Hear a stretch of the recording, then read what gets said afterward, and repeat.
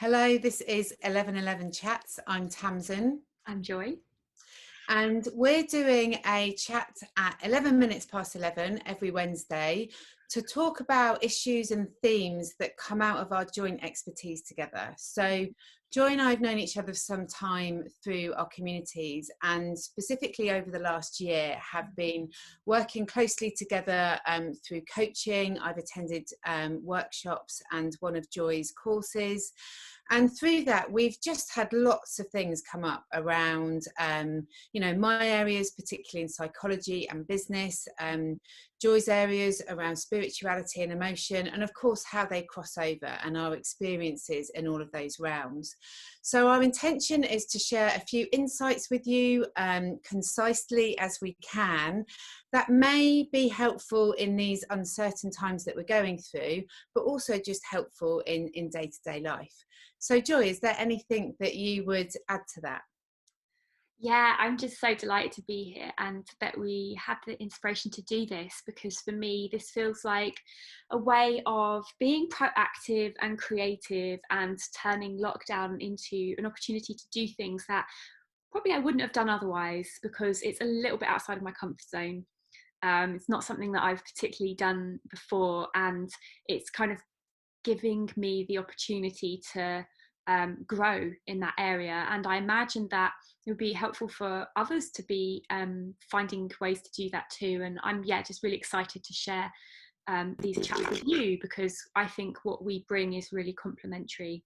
And I'm curious to pick your brain about certain things. And I always find your questions really helpful, because I say things that I would never have thought to say if it weren't for your insight questions. So yeah. Excellent. Every coach loves a good question, right? So, okay, brilliant. And I think on that theme of lockdown presenting lots of different opportunities, and of course, everybody's experience is really unique. What I'm noticing in myself, friends, family, my partner, my clients, is that there is a real wave of this experience, and there's quite extreme emotions. And we can be feeling a shift from moment to moment all throughout our day or throughout a couple of days, and lots of things are kind of changing fast. Sometimes we're engaging that. Sometimes I know that there are days when I kind of turn off sort of social media and the news, just to allow myself kind of a bit of space in my bubble and to enjoy the sunshine in the garden and so on, and then respond to what's going on and think about what can I be doing and how can I be contributing. So on that theme, I wanted to talk about tuning in, because I've had a real experience with what on earth that's about and what are the qualities of tuning in over the last few years. And it's something that perhaps we have the opportunity to do. And I'm not a massive fan of the, monarchy particularly, yet I did come across a clip of the Queen's speech. And she did say a few sentences in that where she said, this presents us an opportunity to slow down and to reflect in pause or prayer or meditation. And I was like, go on, Queenie. Like, she's just giving us the permission to kind of, to slow down and just to take stock. And I just thought it was a really, really lovely, really lovely invitation that she was making to us all. Because on that, I think if we allow ourselves permission to tune in, we've got to give ourselves permission to do that. And if we're really busy and, we're still working, or we're trying to come up with as much creative stuff that we can do for our children and all of these other areas to keep everything going at home, then, how do we honour ourselves to give ourselves a little bit of space, a little bit of sacred space where we can just tune in and just be like, right, how am I experiencing this? Yes. So what I recognise is that through principles of love and will, and it was actually my partner Al who part-time, he is training to be a psychotherapist, psychosynthesis practitioner. And of course I've always heard about love and will, and he's been talking a lot about these two principles. And that psychosynthesis says that often we have a leaning towards one of those qualities. So some of us lean much more into love, some of us lean much more into will. We've not got one without the other, but we've got a different balance of them. So what I recognise in myself is that I'm very willful. So I'm do, and I feel good when I'm getting things done, and I feel good when I'm doing. And one of the reasons that I probably significantly, opened up my sort of spiritual practice many years ago, but more specifically in the last few years, was I was like, how do I slow down without losing my shit and being okay with it? You know, with being able to tune in and to be able to deal with some difficult emotions that come up in that space. And it's been an incredible journey. And what I've understood is that an act of love to ourselves is tuning in. And then it's like, right, once we do that and we're kind of like, oh my gosh, I'm feeling regretful about this, or I'm resentful about this, or frustrated, or maybe I'm just really excited and I'm feeling really creative and I just want to express it and show it to the world. So once we've been able to do that, then it's like, okay, so let's have a, what do we do with that? And I suppose... I just have a question first, if before we go on, is could you just say something about what you mean by tuning in and how to do that? Okay, yeah, lovely. So I don't necessarily think it's always about going to that kind of quiet place in your house where nobody's going to disturb you, or on your yoga mat or your meditation mat or whatever that might be, because that's not always realistic. Sometimes it is, you know, sometimes if you enjoy being an early riser, you might get up, you know, 5:30, 6 before anybody else in the house gets up.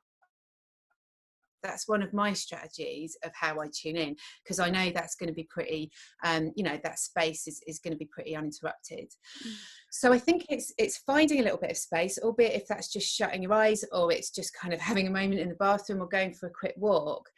And when we're experiencing that wave of emotion, or we're kind of feeling quite foggy or overwhelmed, or just some discomfort in our bodies, the most helpful way is to ask ourselves a question, because our systems have got to respond to that. So simply, what's going on? How am I feeling? How am I feeling is really powerful. I work with neuroscience principles, and there's a part of our mind, the amygdala, that's in the middle of our mind. And I work with a model called... brain part. Yeah, that's the part. And that fight, flight and freeze, reptilian part of the mind, the amygdala, is also known as the inner chimp. And I work with a model called the chimp paradox, which is just a playful way of kind of identifying different teams in our mind. Now, the amygdala is going to throw up lots of different experiences, particularly in relation to a big external threat like we've been experiencing at the moment. So asking ourselves, how am I feeling, gives a chance for that part of our minds to express ourselves, which is what it really wants. And it's like, I'm feeling really good, or I'm feeling anxious, or I'm feeling fearful, I'm feeling worried, or what have you. And then it's like, okay, so recognizing that you might need to write that out, you might need to speak about it. So, you know, reaching out to speak to somebody at home or good friends or something like that. It's really good to exercise that part of the mind. Emotion, the very mention of emotion, it's energy in motion. It needs to move. And if we just keep it in, it gets stuck, and then it gets built up over time, and it can come out in irrational ways, like snapping at somebody, or getting really cross and angry with ourselves, or just not concentrating and making loads of mistakes and wasting time. So in being able to answer that, it's great to be able to talk it out or to write it out, and then move it on. Do something kind of soothing. So if there's something that you do, maybe it's getting in the bath, or kind of just, again, doing something around exercise, speaking to someone, giving the kids a cuddle, cooking, listening to music, picking up your instrument, something that you can do. And often for only 20 minutes helps to reset the system, because what your system said is that it's heard that you're backing it, you're not ignoring it. And that helps us to go up into another state of perspective. For me, I think that's absolutely right. And also, we don't always have 20 minutes. We don't even always have 1 minute. Sometimes, there's, animals and children clawing at our knees for attention, and maybe we have work deadlines still, even in this scenario, or, there might be other factors. Tuning in for me is still a effective all by itself, even if there's no activity that comes after that. And I think part of it is because for me, there's a really close link between love, which is the theme of this for you, to move more into that love direction as opposed to will, the doing. There's a really strong link between love and attention. And that the act of putting your attention on something is an act of love. Okay, nice. And my experience is, especially, so I'm an empath and I'm very sensitive.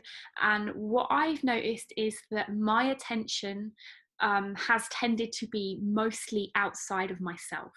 It's on what other people are feeling, doing, saying, being, what is going on in my environment, my surroundings, the stuff that's going on all around.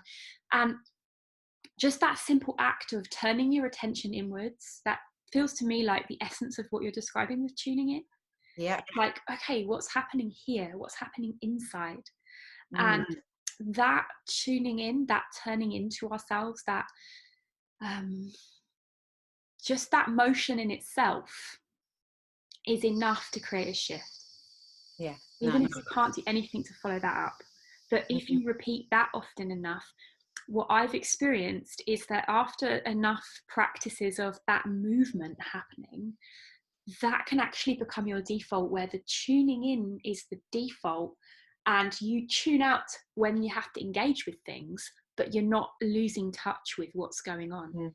That's something that you can move towards with this practice. So when you're just capturing that, so when you're moving that attention inwards, just to kind of tune in, and depending on how you relate to that, so some people automatically, I sense, will be able to feel that feeling, and then if you kind of tune in more through the mind or you tune in more through the body, I think it accounts for those two different ways. So if you're quite embodied, and I sense it's quite easy to go in and be like, right, what am I feeling, what's my experience? And then if we're more sort of in the mind, or we've been in our minds for the day, or we're kind of just in that space, I think asking ourselves the question as well can be helpful. So I really like how we've sort of talked around, depending on where you're at or what type of person you are, there are different strategies to tuning in, that act of love, both requiring attention. Yes, absolutely. And I think the key really is, like, we ask ourselves that question. What my experience is when I do that is that often the mind will jump in with an answer.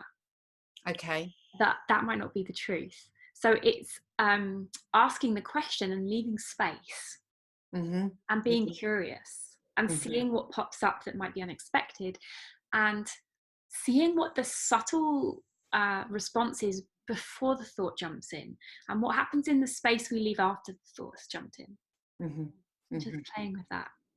Okay, so not rushing it as well, like giving yourself a bit of time with that, seeing what comes up. Okay, lovely. And then in terms of sort of moving that emotion on, Joy, how would you, so I talked around it as, allowing it to be expressed, and you can speak it out or write it out, or, through exercise, or kind of going and doing something that feels good or that you enjoy or is soothing, to just sort of get that motion, get that energy moving. Is there anything else that you would add to that?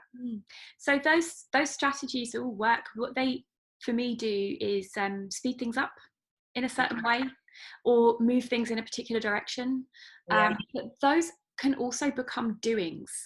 And right, like, if you're like, okay, in order to manage my emotion, I now have to spend 20 minutes doing yoga, and that can also have the same quality of okay, now it's just like a mission to kind of do all my self-care stuff. And actually, you said at the beginning, like, energy in motion, that's what emotion is, but it happens by itself. Like, when we put our attention on our emotion, the movement begins, and it happens naturally. It's like the law of nature. Like, we can get all involved with the flow of a river and put the rocks just where we want them so that it flows in the right way, and it will work. But also we could just let it flow, and it will flow. And it's like what what I also know is that where attention goes, energy flows. So Mm. the simple act of bringing your attention in, that simple part, the tuning in that happens at the beginning of this, is the thing, right? That's the thing, because then the energy naturally starts to flow, and the more attention we can put there and the longer we can keep it there before we get distracted, before we get pulled out of ourselves again into our busy doings, the more that energy will just move through and it will process, and it happens naturally. And it might be that when we do that, we identify a real need, like, okay, my body needs to move, I need to stretch, or I need no distraction so that I can do this more easily. And so, yeah, it might be right to do 20 minutes of yoga or go and take a hot bath, but we don't need to do those things. And if you live in a house where you don't have a bath and you can't get to the spa anymore, like, we need a variety of tools, and we need them to be accessible and simple. So, yeah, I think that's what I want to say about that. I like it because it's almost like we've kind of, what's emerged is like is a bit of a spectrum and a bit of an option there, depending on often, whether you feel that you often are more mindful, whether you kind of feel that tuning in is easier for you and you can sort of, be in a state of relaxation for longer and more often, and that's accessible to you. And I think the key point that we're making here is that tuning in is around attention, is around kind of a little bit of what's going on, having that inquiry and whatever style suits you, and then allowing that to move, because what that wave kind of needs to keep going. And I think it is an act of self-love as well. Yeah, lovely. Nice. Okay, and I think just to round up there, I think what's important, and certainly I've been working with some of my clients, and to remind myself, is to have that expectation that we are going to experience that full, kind of technicolor array of different emotions, and being with it and being okay with all of it is absolutely something that I'm keeping alive at the moment. And of course, we encourage you to do so too. Yeah, thanks so much. Thanks for that insight, thanks for bringing that, and for giving me the opportunity to reflect on that too. Yeah, you're welcome. Thank you, Joy. Yeah. And we've got links to, it'd be great to hear any of your comments around anything you're curious about what we've shared, or anything you'd like to know more about. There's lots of things that we'd love to chat about, and it would be great to be responsive to any themes that you're coming up with as well. Yeah. Joy, anything to add on that? I know you've got a self-love course coming up that's starting later in the month. Yeah, 23rd of April, enrolment opens on a process that will be somewhere between 3 months and 9 months, depending on how intensively you engage with it and move through the material. But it's a really comprehensive course on how to love yourself, and with the goal of emotional mastery. So yeah, really pertinent at this time, I feel, because, as I said, we need different tools now. We don't have the same opportunities for distraction that have maybe been keeping those things that we need to process at bay. So this is an opportunity for those who want to take it to actually do some inner work, to really liberate ourselves from those the challenges of emotional suffering, and learn to love ourselves. So I'd love to hear more from everybody about what your curiosities are around that, and hopefully, we can keep talking about this at 11:11 every Wednesday.